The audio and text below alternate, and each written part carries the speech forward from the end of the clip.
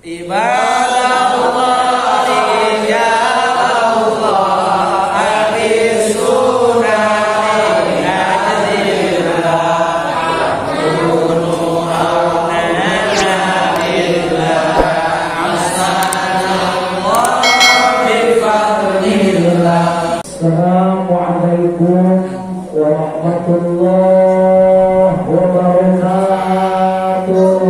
Waalaikumsalam warahmatullahi wabarakatuh. Alhamdulillahilladzi asra bi 'abdihi laylan wa sarrafal anama bi sahibil maqamil a'la وطاف به ليلة الإسراء وتمنى وجعل دينه على الدوام مستعليا لا مستعلى. أشهد أن لا إله إلا الله وحده لا شريك له وأشهد أن محمدا عبده ورسوله لا نبي ولا رسول بعده. اللهم صل وسلم وبارك على سيدنا وحبيبنا وشفيعنا وقرة أعيننا ومولانا محمد المصطفى وعلى آله وأصحابه أهل الصدق والوفاء. أما بعد، فقد قال الله تعالى في آياته الكريمة وهو أصدق المقالة الآية المتعلقة بالإسراء والمعراج رسول الله صلى الله عليه وآله وسلم. تبارك بالذكر. أعوذ بالله من الشيطان الرجيم. بسم الله الرحمن الرحيم. سبحان الذي أسرى بعبده ليلا من المسجد الحرام إلى المسجد الأقصى الذي باركنا حوله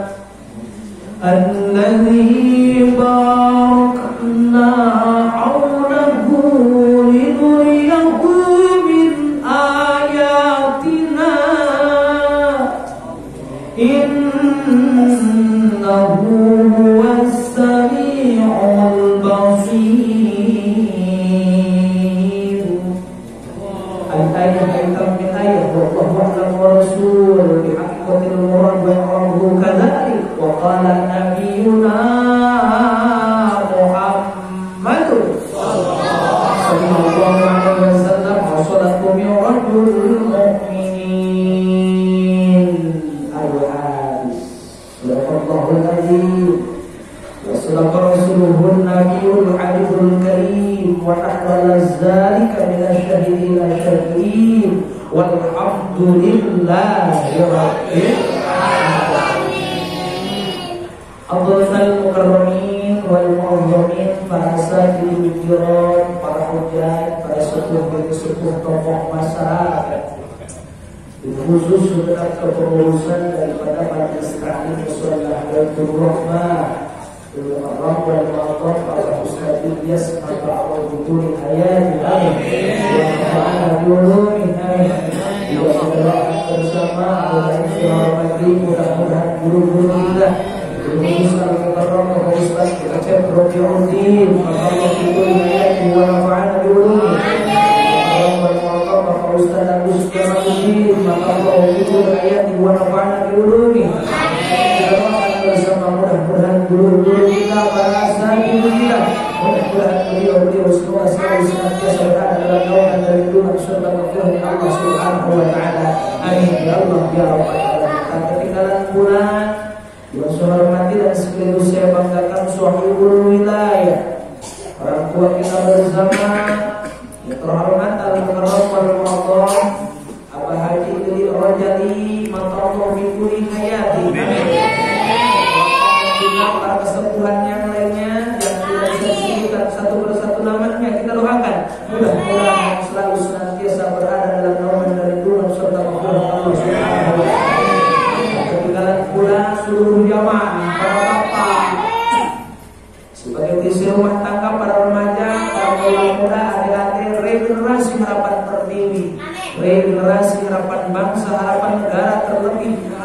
bagi kedua orang tua, bahkan harapan bagi agama yang kita cinta.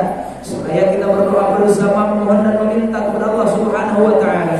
Mudah-mudahan kita khususnya yang hadir pada saat ini dan umumnya bagi seluruh jamaah yang kemungkinan barangkali berhalangan hadir pada saat ini, dan juga seluruh para donatur yang sekiranya sumbangsihnya baik sedikit banyaknya mal yang telah beliau gelontorkan demi realisasi dan terlaksana rutinan yang biasa kita laksanakan dalam satu pekan sekali, tepatnya pada hari Jumat malam Sabtu tanpa terkecuali. Mudah-mudahan semuanya senantiasa Allah panjangkan umurnya, Allah memberkahkan dan rezekinya, Allah jauhkan dari segala mara bahaya, Allah jauhkan dari musibah dan bencana, selamat di dunia, selamat di akhirat, dunia bahagia di akhirat, dan di sejahtera dunia sejahtera di akhirat. Allah baiklah.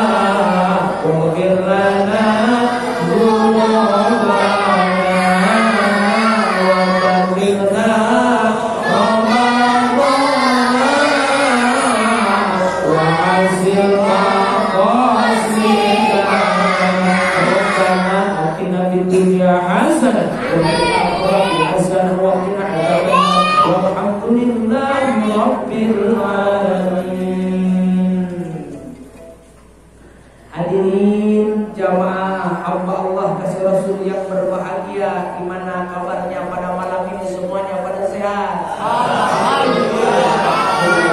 Alhamdulillah, saya pun dalam kondisi sehat walafiat. Namun sebelum kita melanjutkan kajian kita doakan terlebih dahulu guru kita bersama, Abi Al-Kiram, Abi tercinta, ayah anda tercinta, Bapak Kiai Haji Deddy Syuhroni, yang mana beliau pada saat ini sedang mengisi acara di daerah Pantai Carita. Doakan mudah-mudahan beliau diberkahi dan diberikan kesehatan, selamat, bahkan sampai ke kediamannya pulang ke Jakarta dalam keadaan. Ada request sebelum kajian kita lanjutkan, di mana request ini, di mana mohon doanya, mohon keikhlasan dan keridhaan untuk membacakan suratul Fatihah. Di mana suratul Fatihah ini yang pertama dikhususkan untuk Ibu Yuhariah binti Bapak Judi yang sedang terbaring di rumah sakit. Kita doakan mudah-mudahan Ibu Yuhariah binti Judi senantiasa Allah angkat penyakitnya. Amin. Allah berikan ketabahan, Allah berikan kesabaran serta kekuatan di dalam menghadapi ujian dan cobaan, terutama penyakit yang sedang dideritanya, sehingga penyakitnya segera bersembuh seperti sedia kala.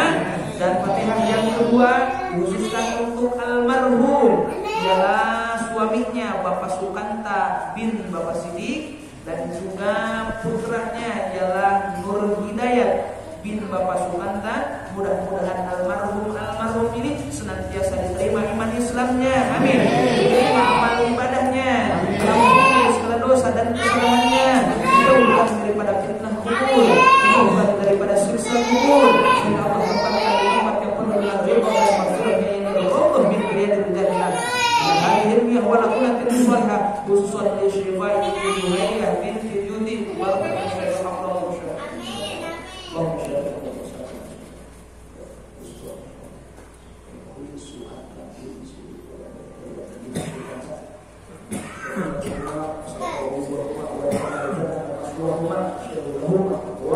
Al-Fatihah.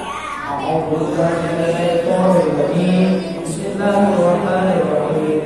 Alhamdulillahirabbil alamin arrahmanir rahim maliki yaumiddin. Iyyaka na'budu wa iyyaka nasta'in ihdinas siratal mustaqim. Shiratal ladzina an'amta 'alaihim ghairil maghdubi 'alaihim waladdallin.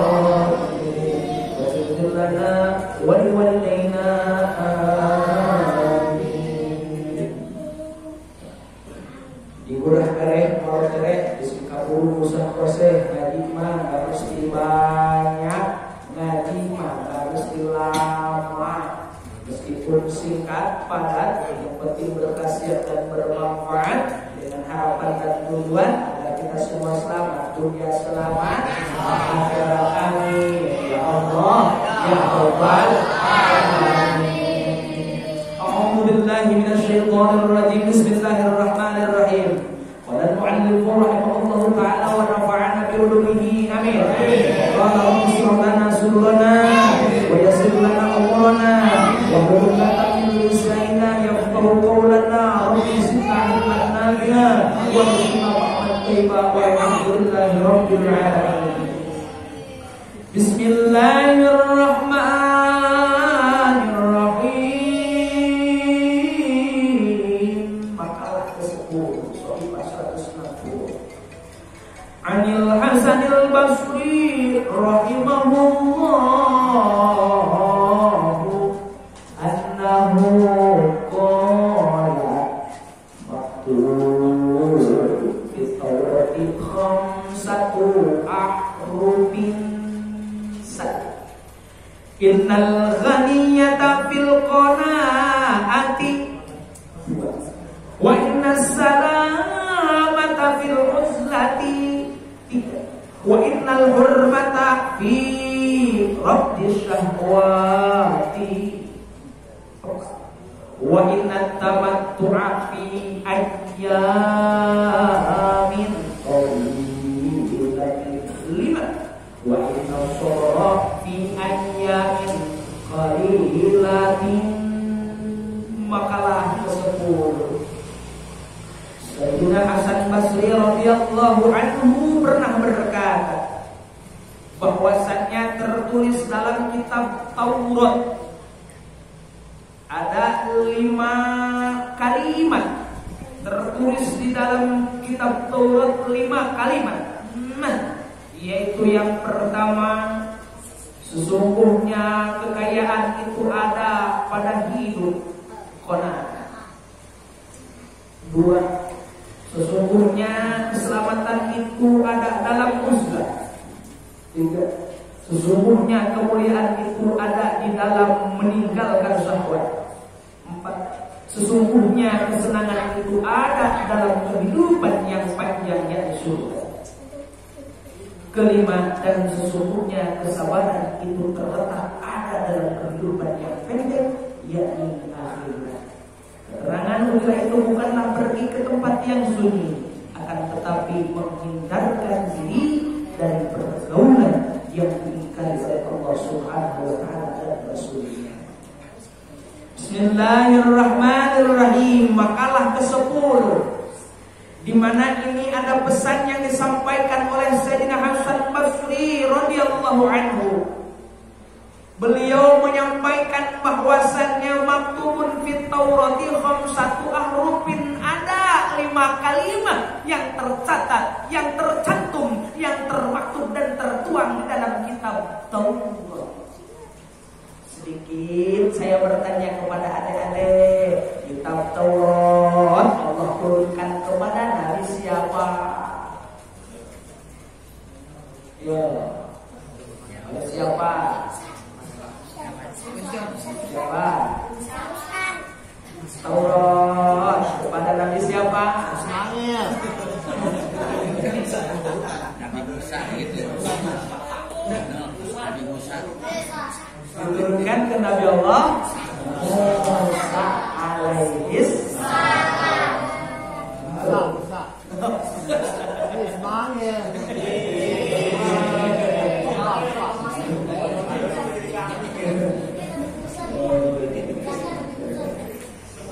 Awas ya, di akhir nanti ada jackpot. Nah, ya, nantinya yang masuk. Ada hadiah lagi buat adik-adik, tenang.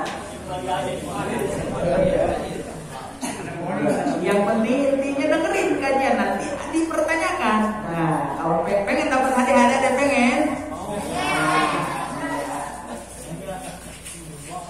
Sayyidina Hasan Basri pernah menyampaikan bahwa termaktub dan tertuang, tercatat, tertoreh 5 kalimat di dalam kitab Taurat. Yang pertama, innal ghaniyata fil qanaati, sesungguhnya kekayaan itu terletak pada diri qanaah. Mahwal qanaah, what the meaning qanaah? Apa sih itu yang namanya qanaah? Al-qanaatu, yang namanya qanaah ialah terima apa adanya. Apa katanya? Terima apa adanya, bukan terima ada apanya. Terima apa adanya, bukan menerima ada apanya. Itulah qanaah. Masa iya sih hidup qanaah itu termasuk orang yang kaya? Ini keluar daripada nalar dan logika manusia. Masa orang qanaah disebut kaya? Yo, survei kita buktikan. Survei membuktikan. Orang kaya yang punya penghasilan banyak, punya kemewahan, punya kemegahan, padahal punya mata pencaharian, tapi kehidupannya kurang kaya. Mana bukti kekurangannya? Buktinya masih kerja aja, masih nyari aja, masih numpuk aja. Berarti kurang. Padahal udah kebikin rumah tingkat nan megah, tapi bilang waduh di rumah disempit aman. Ini merasanya harus beli rumah lagi. Berarti kurang. Udah punya mobil, meskipun odong-odong juga mobil, rodanya 4.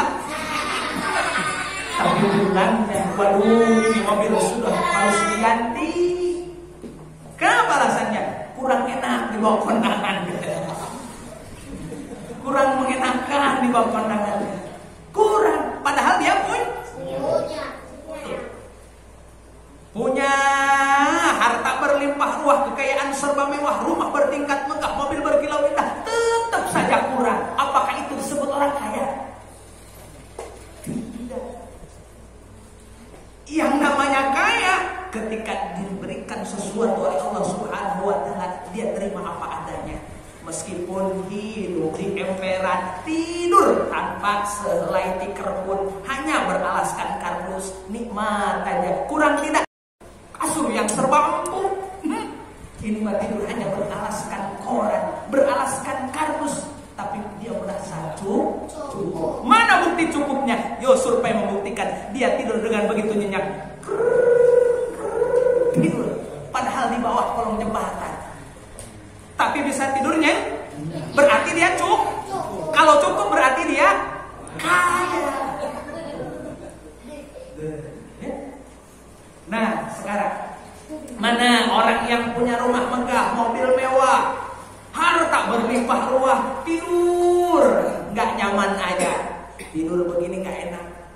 Iya, selama dia tidur pikiran kemana-mana, pikiran selalu melayang. Takut mobilnya dicolong orang, takut rukonya dijebol orang, takut hartanya ada yang ngambil. Serba kekhawatiran. Sedangkan orang yang khawatir kehilangan itu merupakan orang miskin. Loh, serba kekurangan kok. Khawatir dan khawatir. Yang namanya orang kaya atau bebas. Gimana nggak bebasnya? Coba orang yang tidur di bawah kolong jembatan, bebas dia mah. Nggak takut motornya ada di gondol orang, nggak takut emasnya diambil orang, ya kan? Lah nggak punya. Itulah hakikatnya kaya. Maka termaktub dan tertuang di dalam kitab Taurat, kata Syekh Hasan Basri, innal ghaniyata fil qanaati. Kekayaan yang sesungguhnya, kekayaan yang sejatinya ternyata terletak pada diri yang qanaah. Apa katanya? Qanaah. Itu baru kaya. Tapi kalau seseorang belum tertanam rasa qanaah, masih menerima ada apanya, bukan menerima apa adanya, berarti bukan termasuk ke dalam kategori goni, melainkan dia miskinun, termasuk kategori miskin, bahkan di bawah miskin, yakni pakir itu sangat membutuhkan. Berarti kalau kita benar-benar membutuhkan, berarti kita pakir. Nah, inilah hakikat kaya yang sesungguhnya, bukan karena rumahnya bertingkat megah, mobilnya berkilau indah, hartana ngaluya. Bukan. Ternyata hakikat kaya yang sejatinya adalah orang yang satu, Tuhan tahu. Kaya. Dua, termaktub dan tertuang di dalam kitab Taurat yang dibaca oleh Syekh Hasan Basri. Kata Syekh Hasan Basri, catatan yang kedua, wa inna salamata fil uzlati, sesungguhnya keselamatan itu terletak pada diri uzlah. Apa sih itu uzlah? Uzlah itu apakah itu yang namanya pindah dari tempat ramai ke tempat yang sunyi? Bukan. Ya. Ialah menjaga diri, menjaga ucapan, menjaga kelakuan, menjaga perbuatan daripada angkara murkanya Allah Subhanahu wa Ta'ala. Kita punya lisan, dijaga ini lisan jangan sampai sembarangan.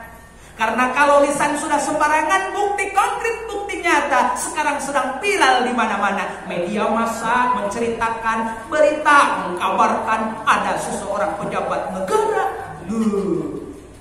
Sekarang terombang-ambing banyak jadi omongan orang gara-gara ucapan. Paham? Ucapan.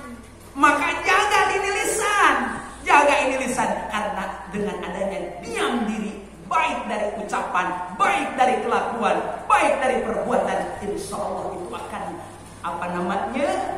menunjukkan sebuah keselamatan. Buktinya gara-gara salah ngomong akhirnya jadi cercaan orang. Buktinya gara-gara salah ngomong sekarang jadi gunjingan orang. Maka tercatum, termaktub, tertuang di dalam kitab Taurat, sesungguhnya keselamatan yang hakiki ialah diam daripada angkara murka. Baik ucapan, sekiranya yang tidak patut diucapkan jangan. Sekarang nih kejam sekali nih jejak digital, kejam sekali.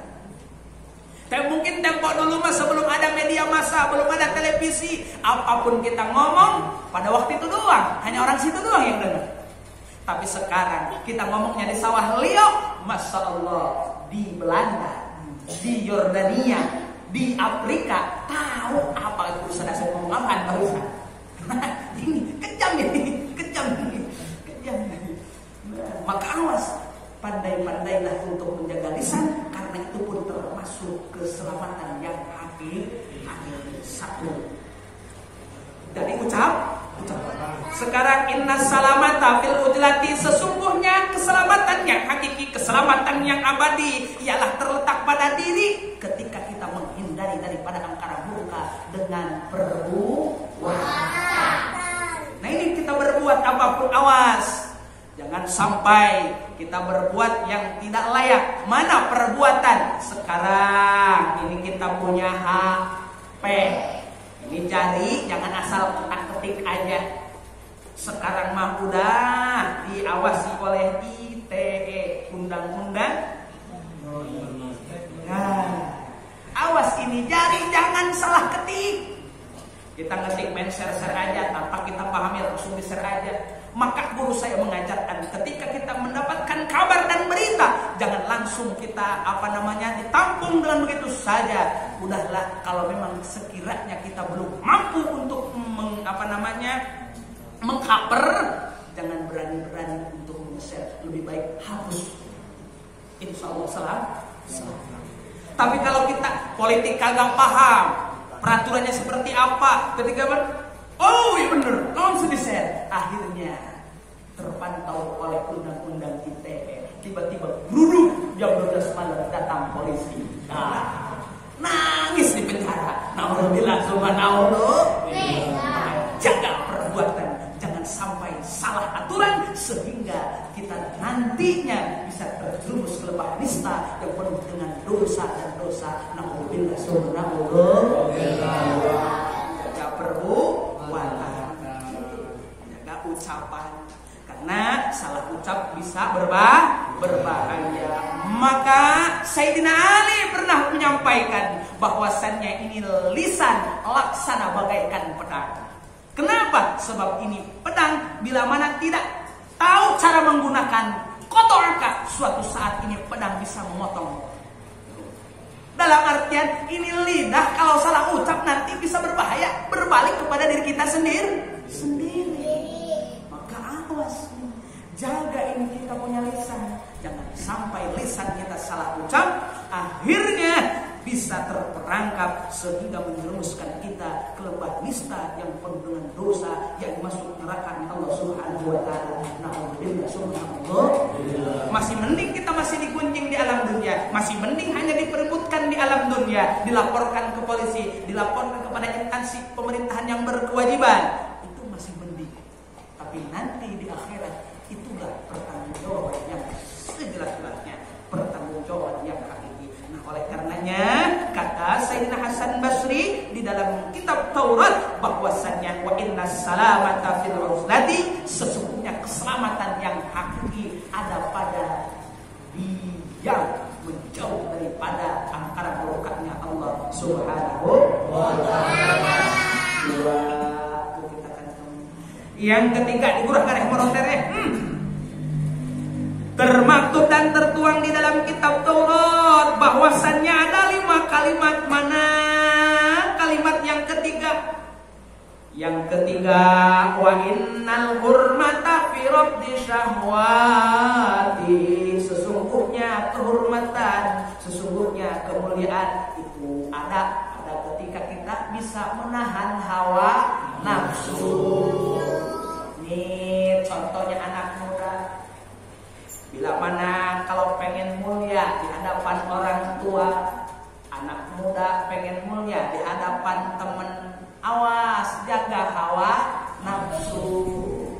Mana hawa nafsu? Biasanya anak-anak muda kayak begini mah pengen dibeliin HP. HP udah punya, alhamdulillah. Pengen motor.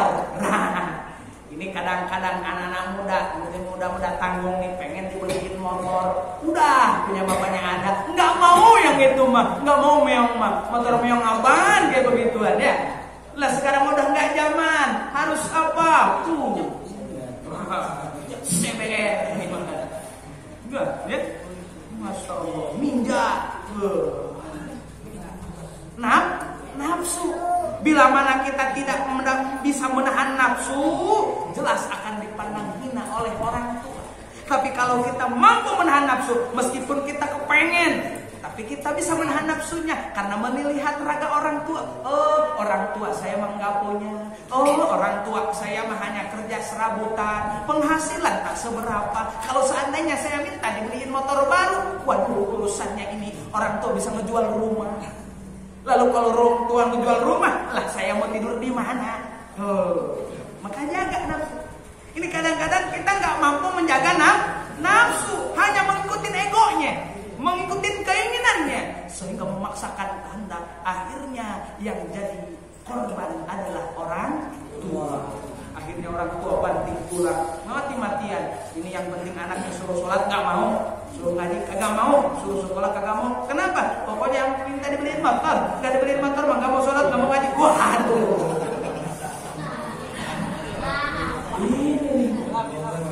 Akhirnya kan berantakan. Akhirnya orang tua yang jadi korban. Begitupun kita selaku orang tua, begitupun kita orang dewasa, manakala kita tidak mampu menahan hawa nafsu, hanya mengikuti egonya, hanya mengikuti keinginannya, ini akan jauh lebih berbahaya. Nggak bakalan hina. Mana menjadi hinanya? Akhirnya mati-matian. Ya karena ingin menggapai mengikuti egonya. Padahal hutang udah di mana-mana. Kreditan motor belum lunas, belum lagi istri, kredit kulkas, kredit seragaman, malu, kredit tas, kredit. Waduh, akhirnya hutang di mana-mana. Karena mengikuti ego. Nah, oleh karenanya termaktub dan tertuang di dalam kitab Taurat, sesungguhnya kemuliaan itu jelas terletak pada manakala kita mampu menahan hawa nafsu. Jangan terlalu mengikuti hawa nafsu. Hidup mah yang sedang-sedang saja. Kan gitu kan. Yang sedang-sedang saja. Dalam artian waktunya kita kerja, ya kita kerja. Saya kerja. Enggak mesti mati-matian. Kalau kita mati-matian hanya mengikuti hawa nafsu, justru akan menjadi hina. Mana hinanya? Kita akan diperbudak oleh dunia. Yang namanya budak hamba sahaya, nggak pernah mulia. Di hadapan manusia aja budak. Nih, bagaimana sekarang udah nggak musim si budak ya. Hanya tempo dulu itu yang namanya budak. Ini jangankan laki-laki, perempuan saja hanya diperbolehkan pakai kolor. Perempuan loh. Budak nggak bakalan disamain. Kalau perempuan merdeka pakai rok, pakai baju gamis berburung dan sebagainya. Kalau budak perempuan amat, bahasa agamanya amat itu hamba sahaya perempuan. Oleh majikannya hanya diperbolehkan pakai kolor. Begitu. Lah terus gunung Uhud, gunung Badarnya kemana itu? Udah itu mah. Nah itu hina tidak? Hina. Atau sarua bae jeung sapi ngaragu. Sarua bae jeung susumbe. Udah. Maka harkat martabatnya juga hina. Sedangkan menurut ulama fikih tuh wa auratul ammati ma baina surrati wa rukbati, sama kayak aurat laki. Aurat yang wajib ditutup bagi perempuan ialah di atas pusar, ke bawah dan udah pakai kolor cukup ketutup. Masa lamun aya kaos cep balik ke situ, waduh. Pada ngarawelan dong enggak bayar. Ya cuma hina. Itu hukum budak. Begitupun kita jikalau diperbudak oleh dunia akan hina. Mana hinanya? Coba yuk survei membuktikan. Kita kerja mati-matian karena kita ingin pencapaiannya lebih luas, ya, pendapatannya ingin lebih tinggi lagi, pendapatannya ingin lebih gede lagi, otomatis kita banting tulang. Waktunya sholat zuhur terus aja, karena melihat waduh pendapatan belum maksimal, akhirnya terus bela-belain. Waktunya asar, waduh kalau sholat asar nih pendapatan akan berkurang, lumayan kan itu, ada 1 jam nih tertinggalkan. Wah terus aja, ayo saban hari terus, hari per hari terus, saban harinya begitu terus. Lama-lama akhirnya dia biasanya hadir ke majelis taklim jadi kaget. Karena apa? Waduh lumayan nih, dari habis isya sampai jam 10. Waduh berapa jam? Waduh mengurangi pendapatan. Tuh akhirnya diperbudak oleh dunia. Tak terasa padahal diri kita hina. Maka jelas di dalam kitab Taurat sesungguhnya kemuliaan itu terletak manakala kita mampu menahan hawa nafsu. Jangan mengikuti ego. Tahan hawa nafsu.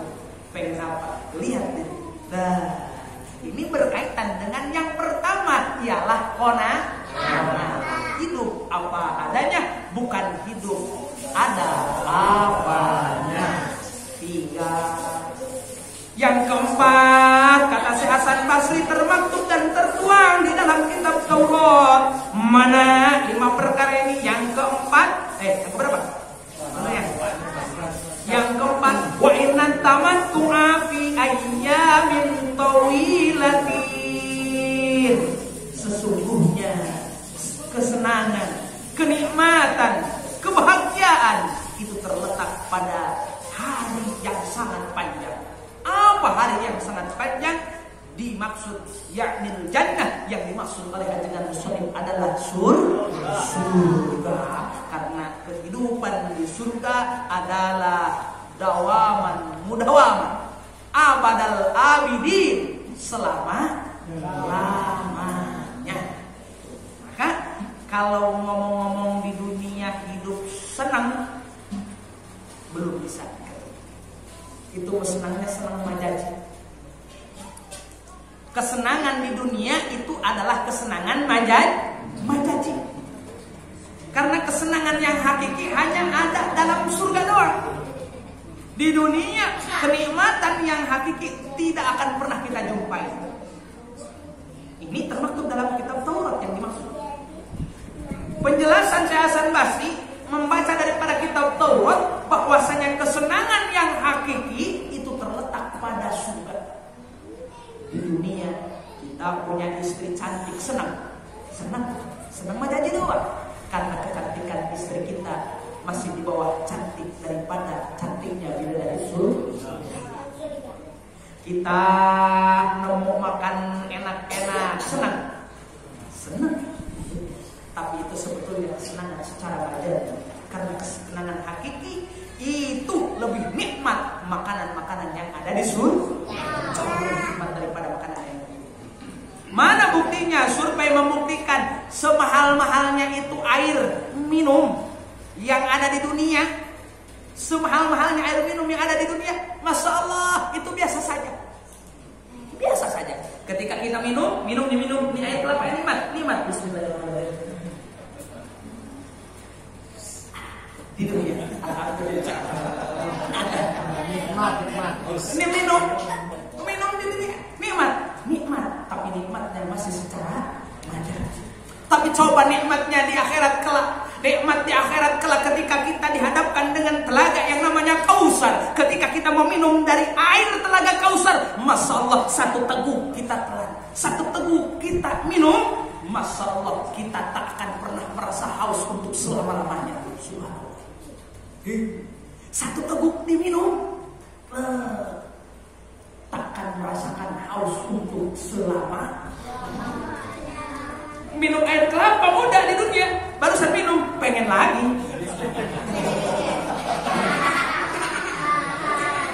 Berarti kurang. Meskipun nikmat di dunia, takkan pernah mampu mengalahkan kenikmatan ya. Masya Allah, tabarakallah. Kita punya istri cantik, nikmat, senang, tapi takkan mampu mengalahkan kesenangan di surga. Tapi bagaimana di surga? Masya Allah, 70 bidadari yang merolok matana. Emang bagaimana nih gambarannya? Gambaran dikit. Ini dikit, tapi tidak maksimal. Ini hanya hitungan minimal. Bagaimana? Yang namanya cantik, ya, cantik apalagi bidadari di surga. Rambut galing muntrangan, tarang lancah mantrangan. Halisnya jelerpeh, panon kicak-kicaan, irung kungkungan, bibir belah kenaton, gadok, ndok sapotong, beheng-beheng geni tak naraji mas pibul mapiula pitus tonton. Ditutup diharap siung sampuan ngecak ini kepelak, mantap ngageledak namun pamuda sawah tiok anu nempona. Ra'aitu fi lailatin imru'atan jamilatan suratuha mislul qamar wa masyuha mislun namar. Kuring nempo diwengi aya istri geulis pisan, rupana lir ibarat bulan, lempang nama can keur teunang ngalenghoy coy. Di dunia biasa aja. Tapi di akhirat, Masya Allah, 70 bidadari cawisannya bagi orang yang mau sholat berjamaah. Masya Allah. Jadi, maka jelas yang keempat, wa inna tamattu'a fi ayyamin tawilatin, sesungguhnya kenikmatan yang hakiki, kesenangan yang hakiki hanya ada pada surga. Makanya kita harus mau ke surga. Bagaimana mau ke surganya nih? Nah, Allah menciptakan dua tempat, ada surga, ada neraka. Silahkan jalan mana jalan yang kita pilih, jalan itulah jalan yang kita raih. Oleh karenanya jangan pernah salah dalam memilih. Ketika kita jalan menuju surga, insya Allah ini melalui jalurnya pengajian. Wah, mana Ustaz keselangannya? Mana keterangannya? Mana dalilnya? Ada yang mengatakan pergi ke majelis taklim itu sama saja pergi ke surga. Jauh. 14 abad yang silam Rasul pernah berpesan, kata baginda Rasul, man salaka tariqan ilal ilmi sahalallahu tariqan ilal jannah. Subhanallah. Barang siapa, kata baginda Rasul, yang mau melangkahkan kedua telapak kakinya, mau mengayunkan kedua telapak tangannya menuju majelis taklim, mau ke Baitur Rahmah, mau ngaji, maka janji baginda Rasul, sahalallahu tariqan ilal jannah, Allah akan mempermudah jalannya menuju surga Subhanallah. Amin ya Allah ya Rabbal. Makanya kalau mau ke surga harus mau ngaji. Ya, rajin ngaji. Insyaallah masuk surga. Tuh kita kantongin. Terakhir yang kelima, di Gurah Garek Morotere. Diskusi kos di tadi pada dari Duri Utara. Yang kelima termaktub dan tertuang di dalam kitab Taurat ialah 5 perkara. Yang kelima, wa inna sabara fi ayyamin qalilatin. Sesungguhnya sabar yang hakiki ialah hidup di dunia. Loh, emang kenapa? Karena hidup di dunia itu kagak tahu, kita tahu ke surga, tahu ke neraka. Betul. Meskipun kita rajin ibadah, rajin sholatnya, rajin ngajinya, rajin ibadahnya, apakah kita ada jaminan masuk surga?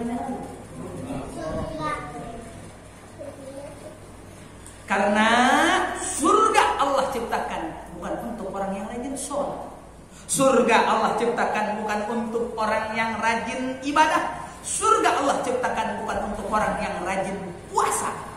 Juga surga Allah ciptakan bukan untuk orang yang mau menunaikannya. Lalu untuk siapa dong itu surga? Kata Allah di dalam Al-Quran, Al-jannatu mu'iddat lil muttaqin. Wallahu a'lam bimuradi bidzalik. Ternyata surga Allah ciptakan hanya untuk orang-orang yang bertakwa.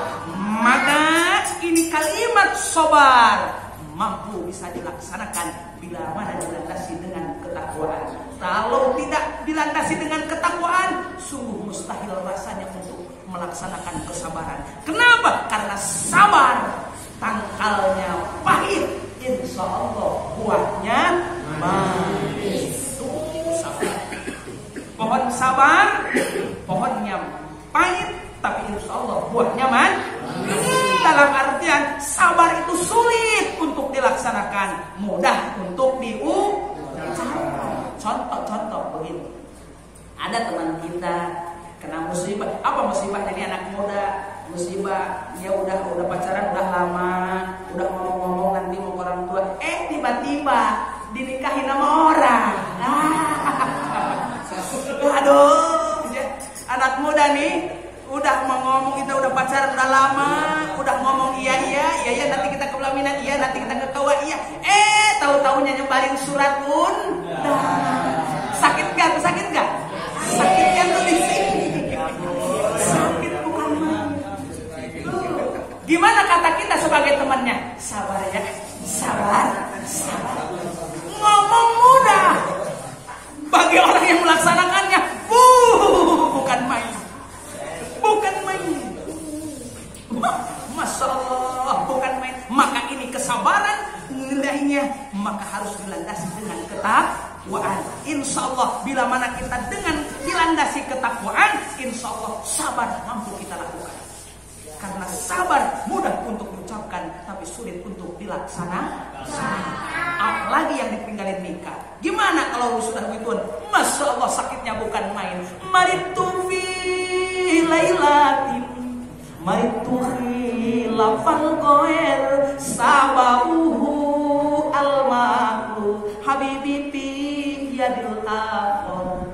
Kuring gering dieuweung, sanes gering nu biasa, tapi gering nu kacatur, kabogoh kuring dikawin batur.